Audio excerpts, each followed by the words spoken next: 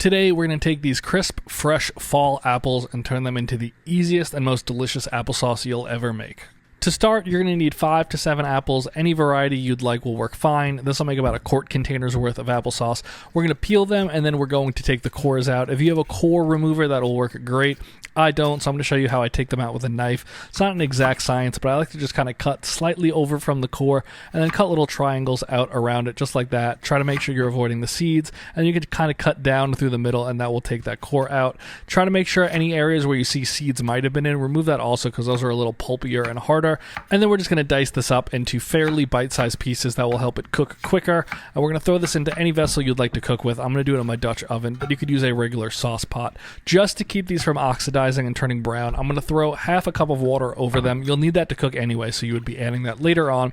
And then just a splash of lemon juice. This will really help that oxidation, and the lemon juice will give it a kind of tart finish at the end, which is nice. So just repeat that process with all of your apples, and now we're ready to start the cooking process. Here is all 5 to 7. I think I used 6 apples. This is going to be perfect amount. If you have smaller apples, maybe use about 7.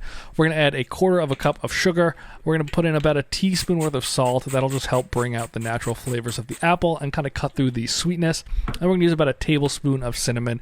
If you don't want to use cinnamon, if you don't want to use sugar, you don't have to use any of that. If there's other spices you want to use, like a nutmeg or any other fall seasonings, throw those in. You could really tailor this to be exactly the flavor profile you want it to be. So now mix it up, let everything coat, and we're going to bring this up to a boil. Once you see it hit a boil, which will be pretty obvious because there's a good amount of water in here, but just look for the bubbles coming between the apple pieces. Turn that down, throw on the lid, and you're going to let this cook for about 20 to 30 minutes. Here we are right around 25 minutes. I'm going to stick a knife in it the same way you would kind of test a potato. If it goes in very easily, they're ready to go. The only thing left to do is blend this. I'm going to use a hand blender. I don't want to damage the enamel of the cast iron, but if you just use stainless steel, you could throw it right in there. So I'm going to put this out onto a quart container, and now we're just going to use that hand blender and get it to the consistency you want. If you want it chunkier, then just stop when you see larger pieces. I want it fairly nice and smooth, so we're going to get this to the point where you don't see any big chunks, and then you're ready to go. This is very warm at this point, so if you want to eat your applesauce warm like some people do, go ahead and dive right in. If you want to throw it in your fridge and let this cool down and eat it cold, that's also totally fine. But that's it. That's the entire recipe. It's so easy to make. Now we're going to give this a quick little taste test, but you could see pouring it here into this little glass jar. It is very smooth. There's no big chunks. There's no excess liquid. Everything is blended together perfectly, and it should stay that way. It shouldn't separate at any point, but this is just a really delicious fall snack.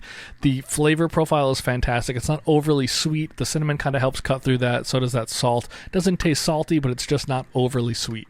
All in all, this took 35 minutes. It's so easy. Your kids will love it. Your family will love it. It's perfect for the fall and the holidays. Give this recipe a try.